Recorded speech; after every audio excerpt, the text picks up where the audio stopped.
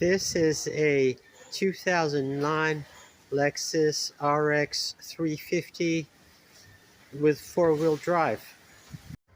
This is a rear differential purchased from a salvage yard.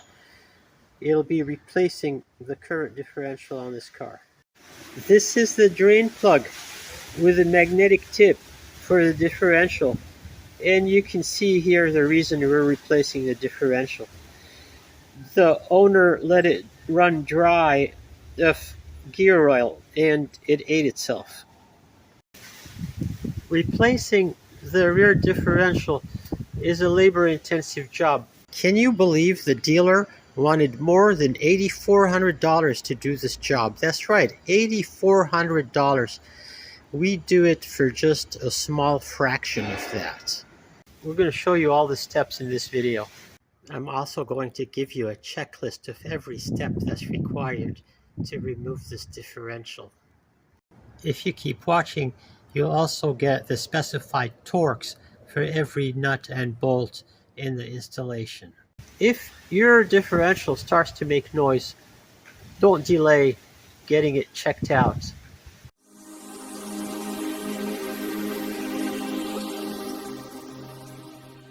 We've already started by removing the wheels, and the next step is to remove the CV axles.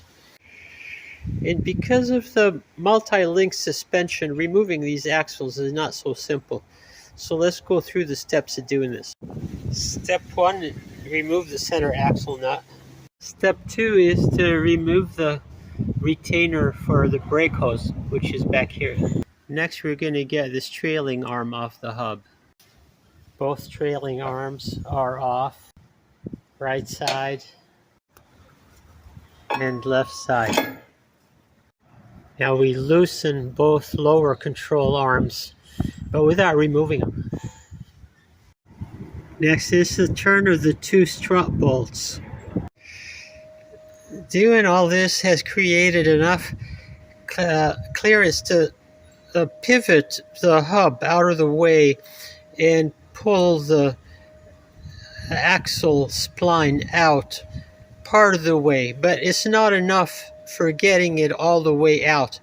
To do that, we're going to have to support the entire hub assembly and disconnect it from the control arms.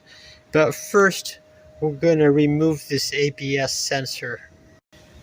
Removing the ABS sensor can be a very delicate operation. Be careful.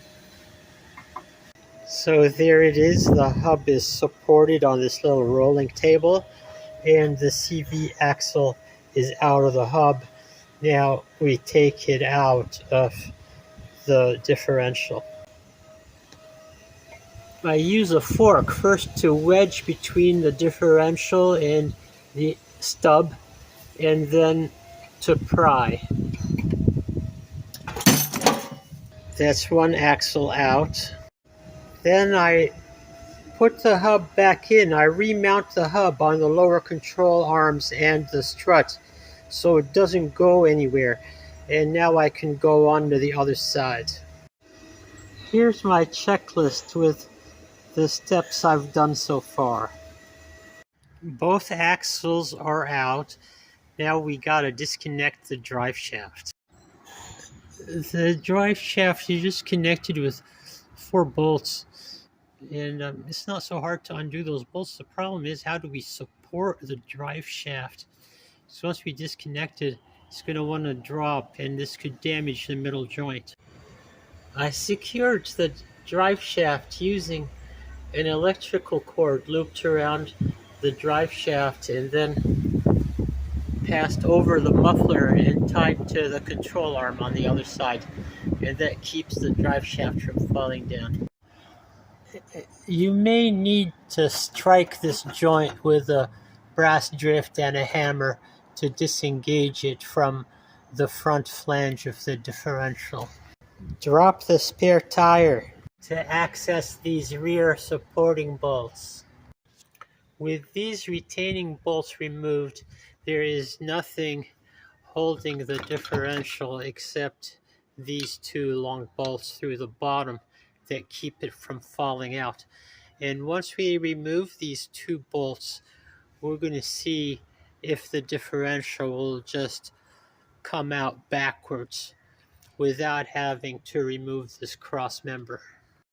It was worth a try, but there's no way to get the differential completely out like this. I'm going to have to loosen this bolt on the cross member so that the cross member can pivot down and allow the differential out. So the cross member bolt that was right here is out. The cross member is supported by this post jack, and I can gradually lower the post jack, and this should free up the differential. So voila, the differential is out of there.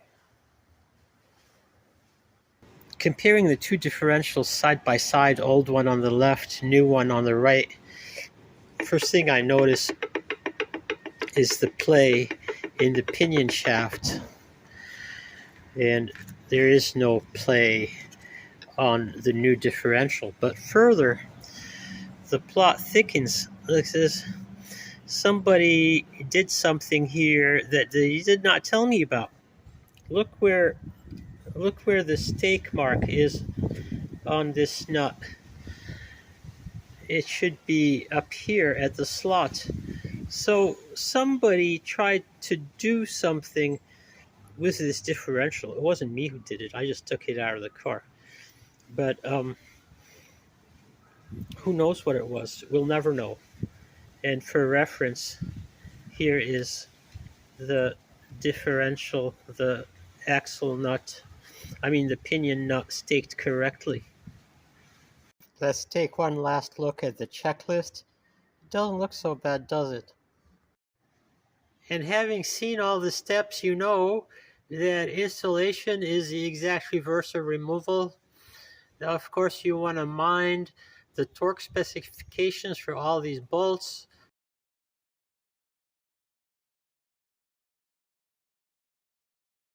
I want to thank you for watching. Hope you enjoyed this, and we'll catch you the next time.